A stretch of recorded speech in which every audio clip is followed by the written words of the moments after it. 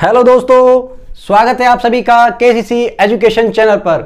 मेरा नाम है कौशल कुमार और दोस्तों मैं आशा करता हूं आप सभी लोग अच्छे होंगे, स्वस्थ होंगे।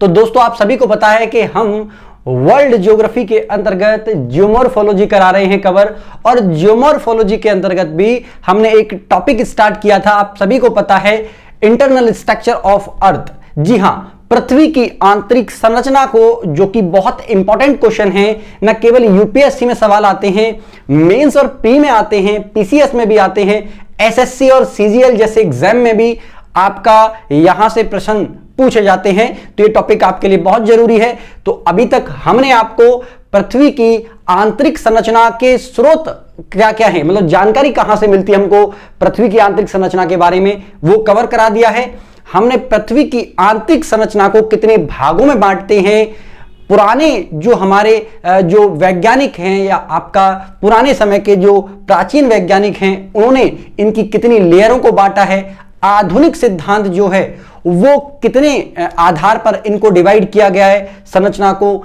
तो वो भी हमने आपको बताया है। साथ ही आपको हमने ये भी बताया था कि जो पृथ्वी की हमारी संरचना है, आप ये जो चित्र देख पा रहे हैं, इसको ऐसे मानिए कि पृथ्वी का कोई हमारा ऐसे करके कोई गोला है। आपको पता है पृथ्वी हमारी गोला है, और पृथ्वी को हमने ऐसे करके एक ऐसा ये वाला जो पार्ट है ये कट करके हमने क्या रख दिया है, इधर रख दिया है, ताकि आपको चीजें समझ में आ जाएं। तो चलिए स्टार्ट करते हैं। सबसे पहले, अभी तक आपने पिछली वीडियो नहीं देखी है तो प्लीज उसको देखिए, क्योंकि उससे पहले आपको ये वीडियो शायद ही समझ में आए। तो चलिए स्टार्ट करते हैं। तो आपको पता है यहां से यहां तक हमारी पहली लेयर है पृथ्वी की, जिसको हम कहते हैं परपटी। फिर हमारा यहां से लेके यहां तक एक भाग आता है पृथ्वी का, उसे हम क्या कहते हैं, मेंटल। और इसके बाद सबसे आंतरिक भाग आता है यहां से लेके यहां तक, इसे हम कहते हैं हमारा क्या, पृथ्वी का आंतरिक भाग, क्रोड। जी हां, ये कोर भाग है। तो परपटी, मेंटल, क्रोड, ये आपकी 3 लेयर थी, लेकिन इन 3 लेयरों की भी मैंने बताया था कुछ उप लेयर या उप परतें भी हैं, जिसको हम कहते हैं, परपटी को भी 2 भाग में बांटते हैं, मेंटल को भी 2, और आपका क्रोड को भी हम 2 पार्टों में डिवाइड करते हैं। कैसे? ऊपरी परपटी और आंतरिक या निचली परपटी, बाह्य मेंटल और आपका आंतरिक मेंटल, बाह्य क्रोड और आपका आंतरिक क्रोड।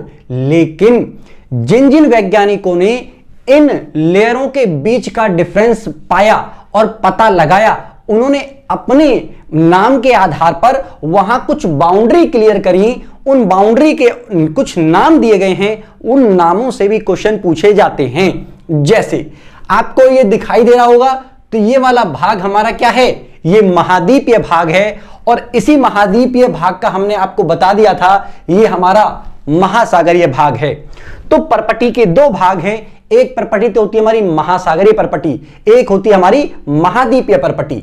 अब इस परपटी को हमने 2 पार्टों में डिवाइड किया, ऊपरी परपटी और आपका निचली परपटी, या बाह्य परपटी और आपका आंतरिक परपटी। तो ऊपरी परपटी और निचली परपटी को अलग करने वाली जो रेखा है, जो सीमा है, उस सीमा रेखा को कहा गया है कोनार्ड की असंबद्धता रेखा, या फिर आपका सीमा, कोनार्ड की असंबद्धता रेखा। चलिए, फिर उसके बाद आपको दिखाई दे रहा होगा कि ये मेंटल है और ये आपका आंतरिक मेंटल। बाह्य मेंटल और आंतरिक मेंटल को अलग करने वाली जो परत है, उसका नाम है आपका क्या, रेप्टी की असंबद्धता रेखा। फिर आप देख रहे होंगे बाह्य क्रोड और आपका आंतरिक क्रोड को अलग करने वाली लेहमैन की असंबद्धता रेखा है या सीमा है। तो ये 3 परतें हैं, जैसे ऊपरी परपटी और आपका निचली परपटी को अलग करने वाली रेखा कोनार्ड की है, ऊपरी मेंटल और आपका निचला मेंटल को अलग करने वाली आपकी जो रेखा है वो क्या है, हमारी रेप्टी की है। और जबकि हमारा नीचे आप पाओगे तो बाह्य क्रोड और आपका आंतरिक क्रोड को अलग करने वाली लेमैन की।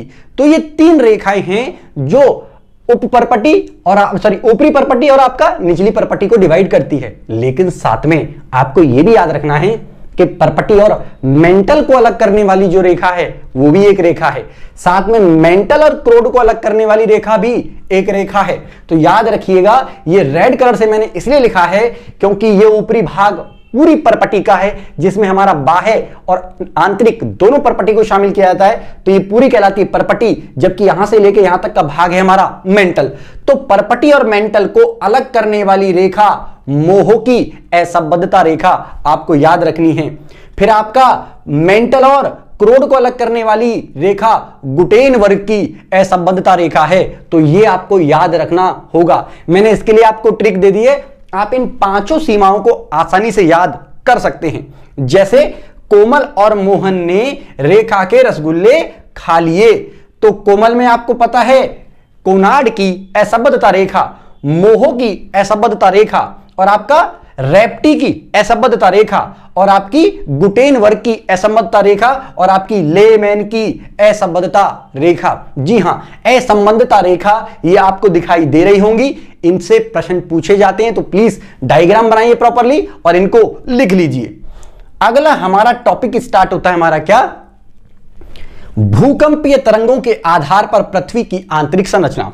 देखिए, हम पदार्थों के आधार पर तो पृथ्वी की आंतरिक संरचना का अध्ययन कर चुके हैं और हमने आपको वो सारी चीजें बताई भी हैं, लेकिन वैज्ञानिकों ने जो पृथ्वी के अंदर भूकंप आते हैं, आप सभी लोग भूकंप से परिचित हैं।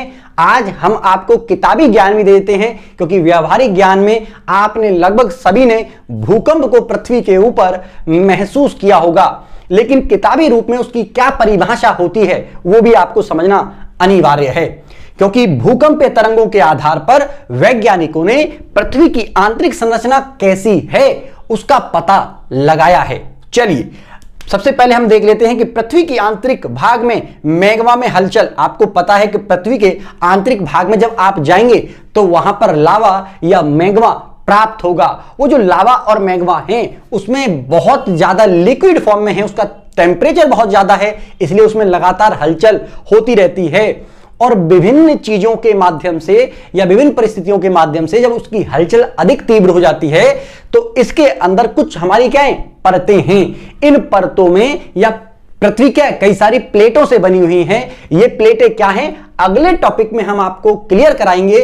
फिलहाल आप ऐसे समझिए कि पृथ्वी में कई सारी प्लेटें हैं। आप जो महाद्वीप देख रहे हैं और महासागर देख रहे हैं, ये भी हमारी प्लेटों के ही हिस्से हैं, या ये भी एक तरीके से एक प्लेट ही हैं। तो चलिए, मैग्मे में हलचल के कारण इन परतों में या इन प्लेटों में हलचल होती है, और जैसे ही इनमें हलचल होती है तो हमारा उत्पन्न होते हैं भूकंप, क्योंकि भू का मतलब होता है भूमि, कंपन का मतलब होता है उसमें वाइब्रेशन होना, कंपन होना। तो पृथ्वी का कांपना ही भूकंप कहलाता है, इसीलिए हमारा भूकंप आते हैं। तो पृथ्वी के आंतरिक भाग में मैग्मा में हलचल के कारण पृथ्वी की परतों में कंपन उत्पन्न होता है, जिसे हम भूकंप कहते हैं। Clear point. नेक्स्ट पॉइंट देखिएगा, इससे जैसे ये भूकंप उत्पन्न होते हैं तो इससे हमारी ऊर्जा मुक्त होती है। ऊर्जा मुक्त क्यों होगी, क्योंकि आप सभी को पता है भाई मैग्मा है, और मैग्मे में जब हलचल होती है तो जाहिर सी बातें हैं कि तरंगे, धाराएं उत्पन्न होती हैं, और जब ये तरंगे उत्पन्न होती हैं तो इन्हीं को कहते हैं ऊर्जा तरंगे। क्या कहते हैं,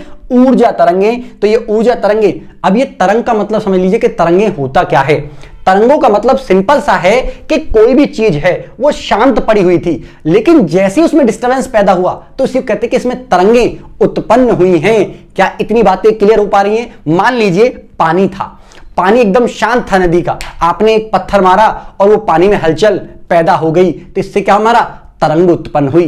कोई दिक्कत है तो बताओ फास्ट। आपने एक वायर बांध रखा है, गिटार है, गिटार का वायर था लेकिन वो ऐसे शांत पड़ा हुआ था, तब तक कोई दिक्कत नहीं। जैसे ही आपने उसको छूकर उसको हिलाने की कोशिश करी तो पता चला कि उसमें वाइब्रेशन उत्पन्न हुआ, और जैसे ही वाइब्रेशन उत्पन्न हुआ तो उसी को कहते हैं हमारा क्या, कि तरंग उसके अंतर्गत उत्पन्न हुई।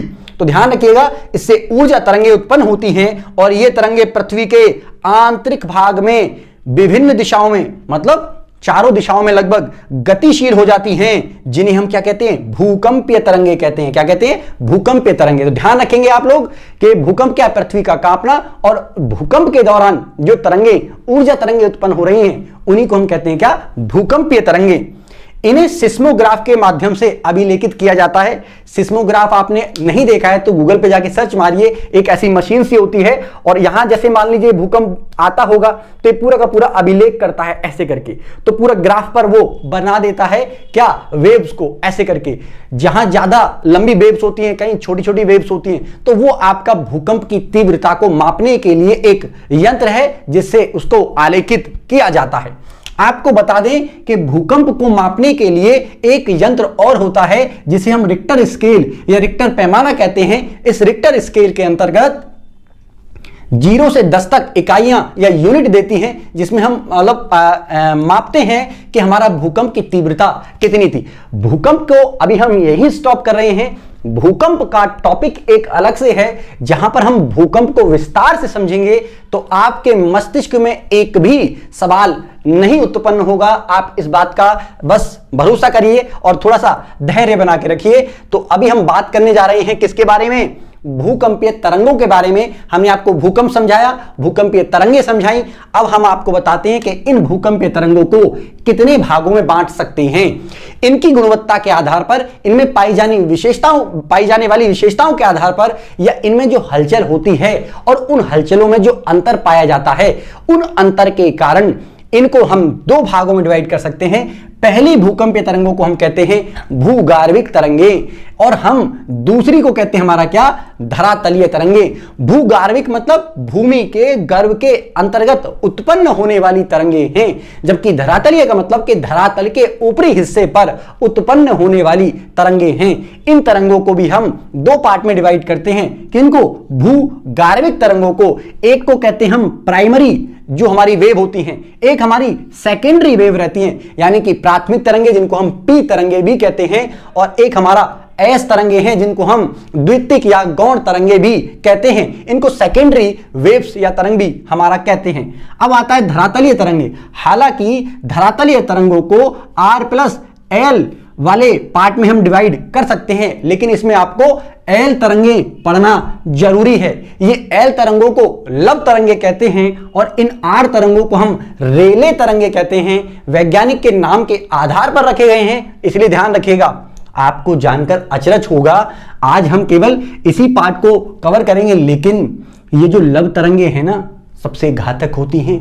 आपके जीवन में भी जब लब हो जाता है ना, तो समस्याएं भयानक उत्पन्न होनी प्रारंभ हो जाती हैं। तो चलिए इसका थोड़ा सा ध्यान रखिएगा। तो आज केवल हम इनको कवर करने वाले हैं। तो चलिए स्टार्ट करते हैं आपका भूगार्विक तरंगों के बारे में। तो वे तरंगें जो पृथ्वी के आंतरिक भाग में उत्पन्न होती हैं, अतः आंतरिक भाग में ही ये क्या करती हैं, गमन करती हैं। गमन मतलब ये गतिशील आंतरिक भाग में ही रहती हैं और यहीं पर हमारी ये लुप्त हो जाती हैं। इन्हीं को हम कहते हैं हमारा क्या, भूगार्विक तरंगे। ये भूगार्विक तरंगे कितने प्रकार की है, मैंने बता दिया, दो प्रकार की। तो चलिए सबसे पहले बात कर लेते हैं पी तरंगों के बारे में। पी तरंगों की कुछ विशेषताएं बता रहे हैं। जब तक आपको पी, एस और आपका एल तरंगे, इन तीनों तरंगों की विशेषताएं नहीं पता होगी, तब तक हम पूर्ण रूप से पृथ्वी के आंतरिक भाग को वैज्ञानिकों ने कैसे स्टडी किया, कैसे पता लगाया कि वहां पर क्या है, मतलब ये ठोस परत है या ये लिक्विड परत है या फिर ये गैसीय अवस्था में परत है, ये आपको तब तक उसका विश्लेषण समझ में नहीं आएगा जब तक आपको इनकी विशेषता नहीं पता होगी। तो इस पार्ट में हम विशेषताएं बता रहे हैं। अगले पार्ट में हम आपको धरातलीय तरंगों के साथ साथ भूकंपीय तरंगों के आधार पर वैज्ञानिकों ने आंतरिक संरचना का अध्ययन कैसे किया, वो भी साबित या प्रूफ करके दिखाएंगे, ठीक है ना, फैक्ट के साथ, और आपको बताएंगे कि पृथ्वी की आंतरिक संरचना का अध्ययन कैसे किया गया। चलिए सबसे पहले बात कर रहे हैं हमारा पी तरंगों के बारे में। तो पी तरंगे मतलब प्राथमिक तरंगे, पी तरंगे मतलब प्राइमरी तरंगे। तो जाहिर सी बात है, अब ये प्राथमिक तरंगे हैं, प्राइमरी तरंगे हैं, तो सबसे पहले उत्पन्न होंगी। तो भूकंप के दौरान सबसे पहले यही तरंगे उत्पन्न होती हैं, प्राथमिक तरंगे कहलाती हैं, प्राइमरी वेव कहलाती हैं। साथ ही ये हमने बताया था आपको कि पृथ्वी की जो संरचना है वो कैसा है, प्लाज्मा अवस्था में भी है, यानी कि लिक्विड फॉर्म में भी है, प्लाज्मा अवस्था में भी है, हमने आपको बताया ठोस अवस्था में भी है, और यहां पर गैस भी उत्पन्न होती हैं। तो हमने आपको बता देते हैं कि जो प्राइमरी तरंगे हैं ये सबसे पहले उत्पन्न होती हैं, सबसे तीव्र होती हैं, और साथ ही ये तीनों अवस्थाओं से, यानी कि ठोस अवस्थाओं से, गैस अवस्था से, लिक्विड अवस्था से, तीनों अवस्थाओं से होकर गुजर सकती हैं। क्लियर? तो चलिए विशेषता देखिए इनकी। भूकंप के दौरान सबसे पहले यही तरंगे उत्पन्न होती हैं। प्राथमिक तरंगों को प्राथमिक तरंगे और प्राइमरी तरंगे भी कहते हैं। धरातल पर सबसे पहले पहुंचती हैं ये तरंगे। ध्यान रखिएगा, जो धरातल है, धरातल पर सबसे पहले तरंगे उत्पन्न होती हैं। ये अलग अलग तरंगे नहीं है। आप ये सोच रहे हो कि भूकंप के दौरान कोई अलग अलग तरंगे उत्पन्न होती है ना, एक साथ कई प्रकार की तरंगे उत्पन्न होती हैं। जैसे मान लीजिए कि एक जो व्यक्ति है उसकी कुछ संतानें हैं, उन संतानों की उत्पत्ति हुई है, उन किससे? माता पिता से ही हुई है, और उन संतानों के अंतर्गत कुछ अद्भुत गुण पाए जा रहे हैं और उन गुणों के आधार पर उनको अलग अलग नाम से हम जाने जाते हैं। जबकि ये तरंगे तो एक साथ ही उत्पन्न होती हैं और इनमें जो मतलब गुणवत्ता है उनके आधार पर इनको अलग अलग बांटा गया है। चलिए, ये तरंगे ध्वनि तरंगों के समान, बिल्कुल जैसे ध्वनि की तरंगे होती हैं, बिल्कुल ये तरंगे भी वैसे ही होती हैं। इन्हें अनुदैर्घ्य तरंगे भी कहते हैं। पी तरंगे तरल, ठोस, गैस तीनों अवस्थाओं से गुजर सकती हैं। लेकिन पॉइंट टू बी नोटेड, ये गैसीय अवस्था में धीमी हो जाती हैं। तो जब भूकंप आरेखी जो हमारा सिस्मोग्राफ है, इस पर वैज्ञानिकों ने अध्ययन किया तो पता लगाया कि अभी तो गति तीव्र थी भूकंप की तरंगों की, अचानक से ये धीमी पड़ गई, फिर और धीमी पड़ गई। तो इससे पता चला कि हाँ, कहीं ना कहीं ये तरल या गैसीय अवस्था में हैं, इसलिए धीमी पड़ गई हैं। सबसे तीव्र चलने वाली तरंगे हैं ये प्रति सेकंड 7.8 किलोमीटर यानी कि 7.8 किलोमीटर प्रति सेकंड की रफ्तार से चलती हैं। एक सेकंड में इतनी किलोमीटर की दूरी तय कर लेती हैं। आगे बात करते हैं हमारा एस तरंगों की। तो भूकंप के दौरान पी तरंगों के बाद ये तरंगे पहुंचती हैं। ध्यान रखिएगा, सबसे पहले जो पहुंची तरंगे उनको मान लीजिए एक साथ कई सारी तरंगों की रेस हुई, ये एक ही जगह से उत्पन्न हुई हैं। इनको अलग अलग नाम क्यों? जो तरंग पहले पहुंच जाएगी उसको पी तरंग, जो उसके बाद पहुंच रही है ना, पता चला वो एस तरंग है। ऐसा भी हो सकता है कि अगली बार यही वाली तरंग पहले पहुंच गई तो ये एस की जगह पी तरंग बन जाएगी, और जो बाद में पहुंची है वो पी तरंग बन जाएगी, और ये बाद में जो पहुंचेगी वो एस तरंग बन जाएगी। देखिए जरा फास्ट। तो भूकंप के दौरान पी तरंग के बाद ये धरातल पर पहुंचती हैं। ये प्रकाश के समान गति करती हैं। इन्हें अनुप्रस्थ तरंगे, ध्यान रखिएगा, इन्हें अनुदैर्घ्य कहते हैं और इन्हें अनुप्रस्थ तरंगे कहते हैं। इन्हें द्वितीयक तरंगे, गौण तरंगे और सेकेंडरी तरंगे भी कहते हैं। इनकी गति 4 किलोमीटर प्रति सेकंड यानी कि एक सेकंड में 4 किलोमीटर की गति तय करती हैं। और एस तरंगे केवल, पॉइंट टू बी नोटेड, ये केवल ठोस अवस्था में गुजरती हैं। तो जो केवल ठोस अवस्था में चल पाए उनको ही कहते हैं एस तरंगे। बाकी ये किसी भी हिस्से में नजर नहीं आती, लुप्त हो जाती हैं। अब ये गति कैसे करती हैं तो आप इनको भी एक बार देख लीजिए, क्योंकि आपको ये समझना जरूरी है कि अनुप्रस्थ और अनुदैर्घ्य तरंगों में क्या अंतर होता है।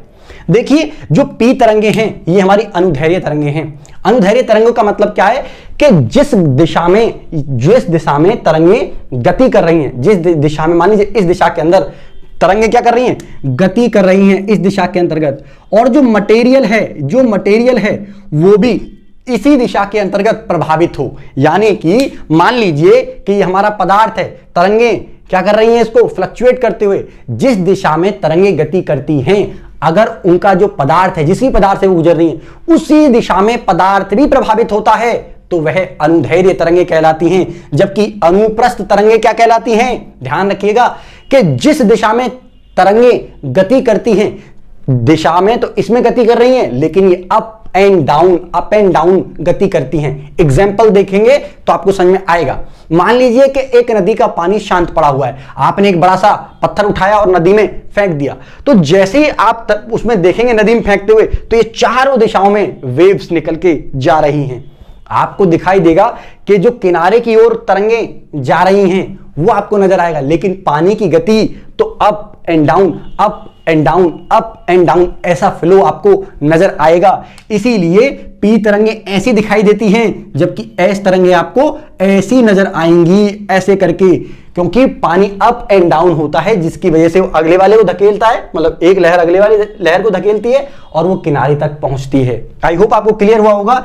जबकि एल तरंगे निचले भाग में, पृथ्वी के निचले भाग में, तो ये शांत रहती हैं, यानी कि सीधी गति करती हैं, जबकि ऊपर हमारी कैसी गति करती हैं, अनुप्रस्थ रूप में। तो नीचे हमारा अनुदैर्घ्य रूप में और ऊपर अनुप्रस्थ रूप में ये गति करती है, इसलिए एल तरंगे सबसे ज्यादा घातक मानी जाती हैं। तो आई होप आपको ये पूरा का पूरा पॉइंट क्लियर हुआ होगा। चलिए मिलते हैं आपको नेक्स्ट वीडियो में, तब तक के लिए थैंक यू। जय हिंद, जय भारत।